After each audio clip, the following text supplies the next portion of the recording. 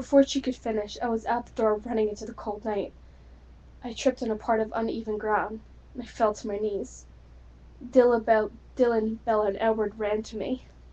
I dug at the ground, trying to breathe. Dylan had his arms around me before I could take a breath. The father I had loved and cared for, even though I thought he didn't want me, was gone. He loved me and he wanted me. I'd always had a place in his heart, even though he thought I was dead. And now he was gone. I screamed loudly. It was the only thing I could do. It was the only way I could react. Edward fell to his knees. I gained enough energy to hand Bella the letter. She read it as I opened the velvet box. Inside was a small locket. I opened it. Inside was a picture of Charlie with Bella on his shoulders. On the other side of it was a delicate inscription. We'll love you forever. It was beautiful. I struggled to get it out of the box. I slipped it over my head and let it drop. I still couldn't breathe. Once in a while, I would take a much-needed deep breath. Dylan just kept asking me what happened, but I couldn't talk. I focused on Bella. She kneeled down beside me. Gianna, I'm so sorry. You had to come with us to see him, maybe, she said. No, Bella, Edward said while wincing. But Bella, he died. He got shot, I choked out. She collapsed. She clawed the ground, pulling large chunks out with each swipe. Edward grabbed her hands and wrapped her around him. She screamed 4 times as loud as I had ever been able to. She wasn't crying, but she also wasn't breathing or blinking or speaking either. She broke Edward's grasp to grab me. She pulled me out of Dylan's hold easily. She took me in her arms and held me tight. I cried at her shirt. She was all had left of Charlie, and I was all she had left of him too. Carol ran outside to us. She tried to pull me from Bella's arms, but Bella growled at her. Carol flinched back. She kept saying she was sorry. Bella stood up with me in her arms, and she handed me to Dylan. Take her home. Come by and talk tomorrow. I love you, Gianna. Bella said quietly. My little sister. She added while kissing my forehead. She started walking away. I gathered my last bit of energy and called out, I love you too, Bella. She smiled and walked towards her and Edward's house. I'm taking you home, G, Dylan said softly. I was half asleep. I kept trying to catch my breath. And I was still crying in my sleep. She is home. Just bring her upstairs, Carol called. No. To our home, Carol. She doesn't live here anymore. Consider her gone. I won't let you near her. Dylan growled. How dare you? She's my baby, she screamed. No, she's mine, and she'll agree with me, Dylan said coldly. I woke myself up and nodded my head. I'm his. I hate you, Carol, I said in a whisper, and she heard me. I knew because she flinched back and her jaw fell open. She started screaming at me and telling me how she won't be there next time I do to her. I was half asleep again. I dreamt about myself as a child. I dreamt memories that never happened, but should have. Like my first father-daughter dance, my dad teaching me to ride a bike, dancing on his toes while I was small, getting pushed in a swing by my father, playing dress-up with Bella, and falling asleep in my daddy's arms. They were perfect. Carol-free. I was happy in the dream until Carol came in the house and pulled me away. All the memories flashed before me again, and just this time, I wasn't in them. The last thing I dreamt was Charlie's funeral. Me and Bella were crying. That was the last thing I remembered. I woke up in Dylan's bed. Our bed. Dylan had me in his arms. He looked like he had just gotten asleep, so I didn't want to wake him. Instead, I snuggled close to him. He flinched a little, and then tightened his grasp. I slept a little while longer in his arms. I woke up to the doorbell ringing. I got it, baby. You sleep, I told him. His eyes were still closed. He smiled softly and snuggled himself deeper into the blankets. I grabbed a sweatshirt and a pair of jeans of Dylan's, and a pair of Dylan's pajama pants that I was wearing. Dylan must have changed me. He definitely enjoyed that. I ran downstairs to the front door.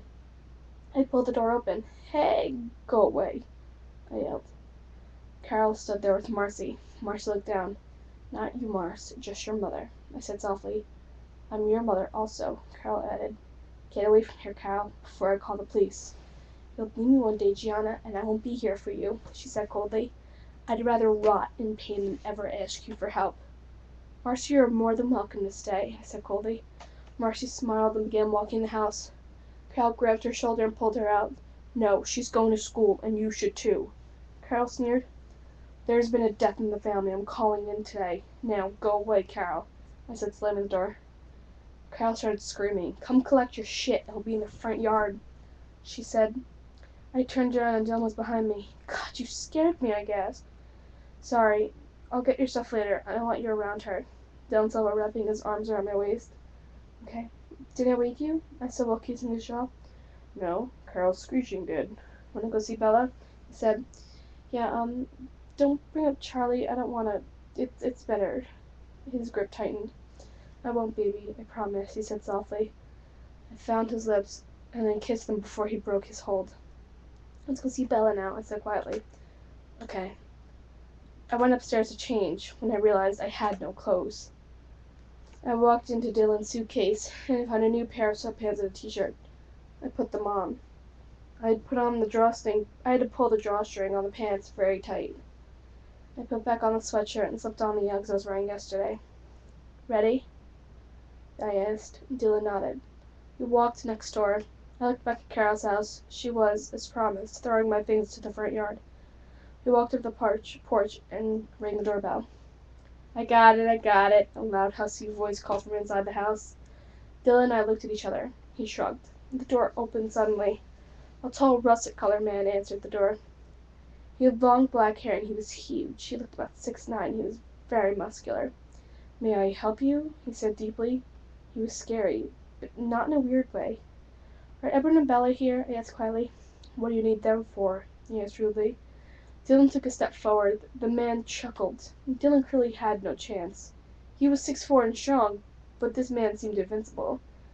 "Bella's my sister. I came to talk to her," I said rudely back. The man kept laughing. "I'm Bella's best friend. If she was sister, I'd know about it. And she can't talk right now." "But let me get the leech for you." "Oh, I mean Edward," he said.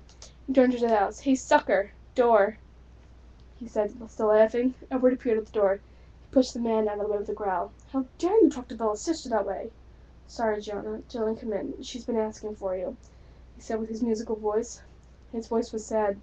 I could clearly hear the change. "No way that's Bella's sister. No way. She would have told me," the man yelled. "She's my big sister. Now, if you don't mind, I need to talk to her about our father," I said while wincing.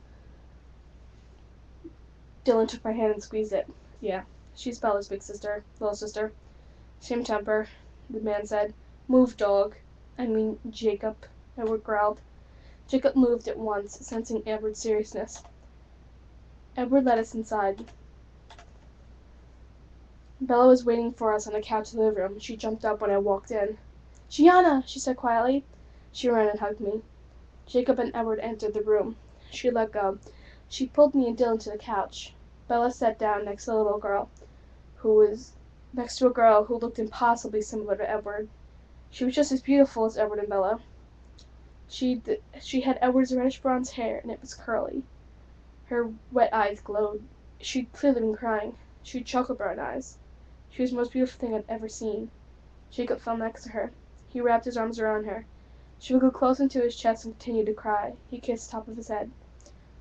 "That's my niece Renesmee, Nessie for short, and Bella's best friend and Nessie's boyfriend, Jacob," I would say quietly.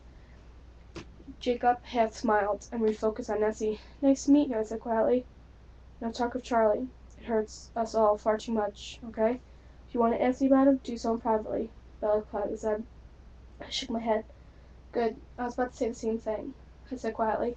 Nessie took a deep breath. She grabbed Jacob's face a little, and he jumped. "Yeah, Ness, that's her," he said quietly. Nessie looked up and smiled. I gasped when I saw her eyes fully. Dylan did too. They were Charlie's eyes. My eyes. I shook my head. She wasn't my sister, and there was no way she was Bella and Edward's daughter. She was 15, 14 the youngest. There was no way. I decided that they were just the exact same color eyes, and I was exaggerating. I started a Charlie-free conversation.